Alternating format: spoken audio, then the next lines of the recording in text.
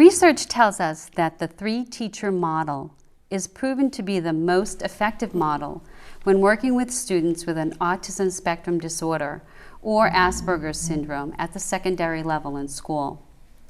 The social thinking teacher, school adjustment counselor, and the speech and language therapist work together to support and service these students in their mainstream classes, their social thinking classes, and in unstructured settings within the school. These teachers co-teach the social thinking classes, meet with classroom teachers, and communicate with parents on a regular basis. Today, I'm pleased to welcome three very talented and dedicated professionals who work with students on the autism spectrum at Woodhill Middle School. Ashley Lefebvre, the social thinking teacher, Hillary Brooks, the school adjustment counselor, and Kristen Mitchell, the speech and language therapist. Welcome, ladies. It's great to have you here today. Thanks for having us. First, I think it might be helpful for our viewers to learn a little bit about what each one of you does at Woodhill, and then we'll talk about some specific skills and strategies that you teach the children, both in a one-to-one setting or a small group or within the mainstream classroom. So I'd like to start with Ashley. Sure. If you could explain a little bit about what you do, that'd be great.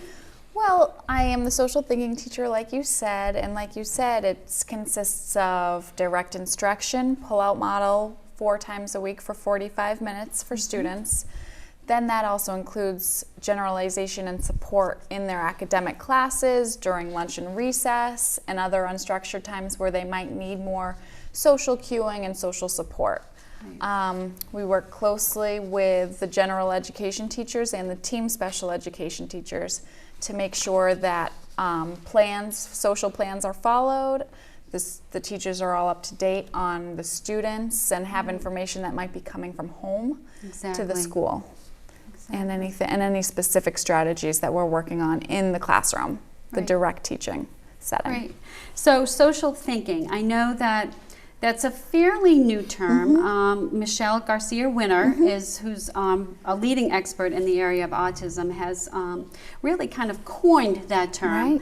And I think that we'll be hearing more and more social thinking in schools and in classrooms. So just for our viewers, what in your idea, what is social thinking, and how would that differ then from like a regular kind of support for a student in a classroom? Things like perspective taking and things like that. And that's what it touches upon. It's a cognitive behavioral approach that gets students to really think about the why behind the skills and to help enhance their perspective taking abilities and to really view themselves with more awareness, to create that self-awareness within them and how they might fit into a group, in a class, within the school, and the community. The lessons are directly taught, like we said, in that small group setting, but the huge part is the generalization across the settings, curriculum. With the assistants, with the SLP, the adjustment counselor, and the other teachers. Right. Awesome.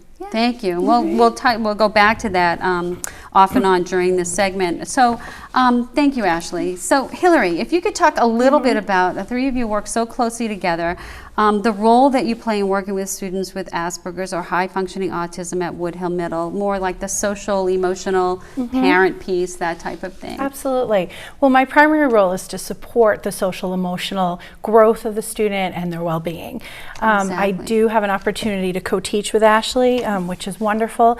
We have an opportunity to really focus, our lessons together focus on self-awareness, emotional regulation. The lessons have an emphasis on learning specific skills like self-monitoring skills, coping skills, stress management, relaxation, those kinds of things. And as Ashley had mentioned, we do have to directly teach these skills. Exactly. It doesn't come like natural to them. No, it doesn't, unfortunately. Advocating for themselves. Absolutely. That's a huge piece, self-advocacy skills, absolutely. Another role that I play is I do provide individual counseling counseling for these students to really address any related social or emotional needs or mental health needs. So for example, some students may also have symptoms of anxiety or depression or need support with those developing self-advocacy skills or forming peer connections. So on an individual basis, I provide additional support.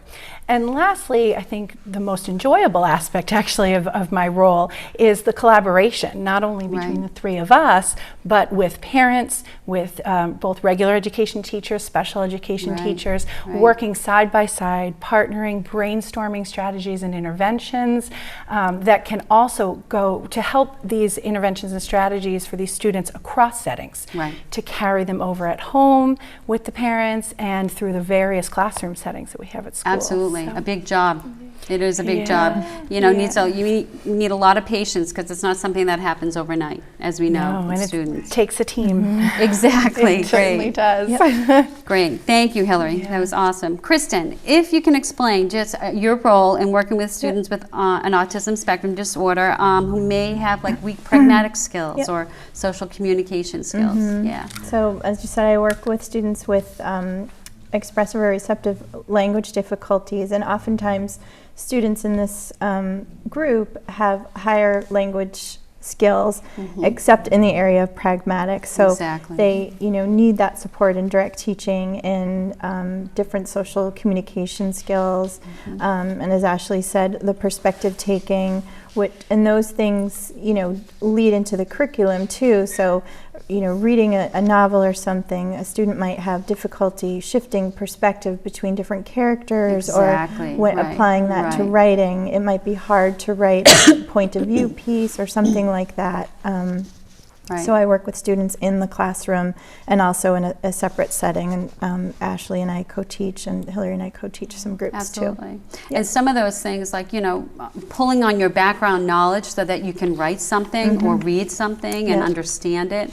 We kind of take that for granted because we're very connected to our background knowledge, but a student on the spectrum may not be. So doing some explicit instruction in that area, I know that that is something that you also do too, and that is very, very helpful. And writing can be a tricky area for kids on the spectrum as well. Okay, so let's look at a few situations. Let's set up a few situations. Please feel free to, these situations may happen in middle school setting, secondary setting. All of you or one of you can respond. Feel free to jump in. We know that some students on the spectrum have difficulty with friendships, making friends, keeping friends, understanding the differences between friendships and acquaintances. So here's your first situation. A 6th grade student comes to you and tells you that the barber downtown that they go to every month for a haircut is their very best friend. Now, chances are that barber may not be that child's very best friend. So what kinds of strategies, what might you teach a child about friendship? And I don't know if Ashley, you want to start? Sure, I'd love to. Well, this is not an uncommon topic. I think especially with Facebook and social media today, a lot of friendships are misinterpreted because our students on the spectrum have a hard time reading others' intentions and others' perspectives of what they might want out of a relationship. I think the best way to start is to ask the student what they mean by a friend. What's their knowledge? What's their baseline of what they understand about friendship? And have a nice conversation about that. And chances are they probably don't understand what a friend truly is. Then you move into teaching, the direct teaching about the levels of friendship and how a certain person, because you see them one time a month, that makes them someone you're very friendly with, but friendly is different than a friendship. And you teach about those layers in between, being friendly with someone, being an acquaintance with someone who might be someone you text, you might hang out with in the hall, then moving up to someone who you might actually hang out with in a group. And you work your way up to someone who's a really close friend. So something like the friendship pyramid that you're just speaking to, and I know our viewers will have a chance to see that on the screen, is a way to explicitly teach that. Exactly. That's and great. It's really, the visual model truly helps them because a lot of these students do benefit from the visual supports. And it's just a good tool for them to even use with themselves to fill in, to look at and to see how fill in who yes. might be in that pyramid in there. And then the next step is typically the students ask, well, how do I fill in with more peers? How do I get more friends? Or how do I move people up the pyramid? And that's where we work on things like approachability, nonverbal and verbal communication. What's the expected thing for whatever age they're at to say. So this would be in one of your social thinking classes. So this might be a lesson that you would do. This would be a unit, absolutely. Yes. Right. And also, sorry. Oh, that's okay. This tool also helps to teach the nuances as well that come in more complex social situations. Exactly. And when you start with something more direct like this friendship pyramid, it gives them sort of a concrete basis of where to go from because social relationships are full of all those subtle nuances. Yes, absolutely. And I was just going to add that it's also important to teach them that if they consider someone else at one tier on their friendship pyramid, that person might have them on a different tier. So exactly. it's different. Right. So in this particular child who thought the barber was their friend, maybe that person is talking to them a lot or, chatting about different things or whatever. So then on that pyramid, they would see that, in fact, that barber is really not at like the top of their pyramid. They're more in the middle of their pyramid as more of an acquaintance or someone that they see maybe once a month. Okay, great. Awesome. Great. Our next situation, in our teaching experience, some students with Asperger's syndrome, as Hillary mentioned before, may have complications with stress, anxiety around certain events, situations, topics, that type of thing. Situation 2. A 13-year-old student with Asperger's syndrome receives a low grade on a test and has a complete meltdown in class about this grade. The student is crying and frustrated, as several adults try to intervene and console this child. What strategy or strategies can be implemented to help this child and or the staff who's trying to console the child through this situation? Yeah, this is common. This is definitely something common that we see. Students can get very flooded with emotion, by a trigger, and in this case, a poor grade. So there are a variety of strategies we can take. All of them really focus on building self-awareness and coping strategies. So in terms of sort of the environment and the teachers as well as the student, one could be helping the child to learn how to take a break with the support of a teacher, how to reshift. The break could be both physically or mentally, to reshift their focus, to calm down. Oftentimes, as adults, we sort of try to skip that process to go right to the solving. Exactly, but that's probably at times with someone on the spectrum not the best thing to do, though. Absolutely, because when they're flooded with emotion, it's hard to problem solve in that moment. We also use different tools, and this is where things could be actually brought into our social thinking class to be taught. So one tool that we use is the 5-point scale. The 5-point scale, excellent, and our viewers will have a chance to see that as well. And this is a scale that's typically pre-taught. It's wonderful because it's also an opportunity for students to individualize their own scales, to learn about, to kind of self-assess and learn about what their triggers are and what their emotional reaction is to that trigger. So for in your case, a poor grade could really be anything that causes sort of an emotional response. Exactly. And then in our classes, we teach really the right, appropriate response or coping strategy that kind of matches where they may be feeling on that scale. And as the viewers will see on this 5-point scale, this is a scale that we've typically used actually in the school setting to help teach the students just to recognize when they're feeling nervous, when they're feeling stressed, when they, and within the right side of the scale will show different coping strategies, identifying how you're feeling, but then what you can do about it. So, if you're nervous, you can talk to someone about it, or if you just need to take a break, or you need to leave a situation.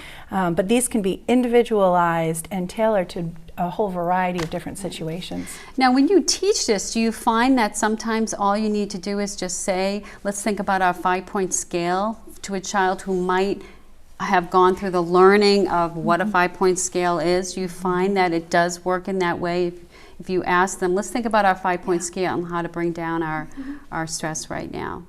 It's great. They do typically report accurately Yeah. about it, but that could be a whole year of going through this Exactly. curriculum. You know, and I'm glad you Yeah. said that, because I think we really need to be sensitive to the fact that patience, and it does take a long time to really learn these strategies and own them. Exactly. For them to understand them and own them. Right. The goal is for them to become more and more independent with these strategies. Right. So it's first maybe pre-taught in the smaller group, then it's carried over through assistants or special education teachers in, say, a classroom environment or a recess environment or lunch, cafeteria setting. And something like that, a 5-point scale, can be brought home. And parents could use that at home. Absolutely. Yep. I mean, that is something that's very simple, and it can be individualized. All right, that's And that helps wonderful. with the generalization too. That's so challenging for Right. the students. Right. Yeah. Right. And it provides a nice visual.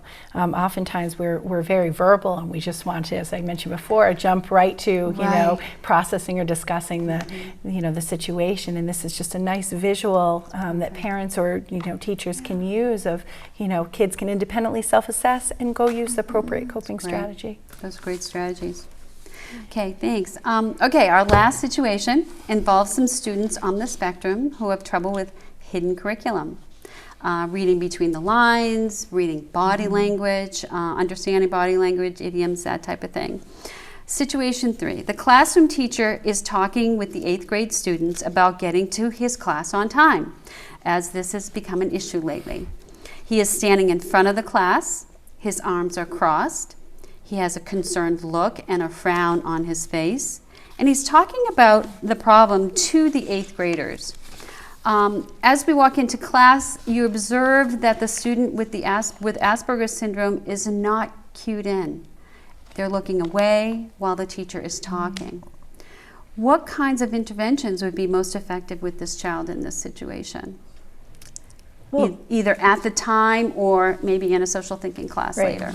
At the time, I would take that opportunity to talk to the student and talk about reading the room and developing an awareness for what's going on in the room, and then focusing in on that teacher and the nonverbal cues that he's giving. So, pairing the body language with the verbal message that he's conveying.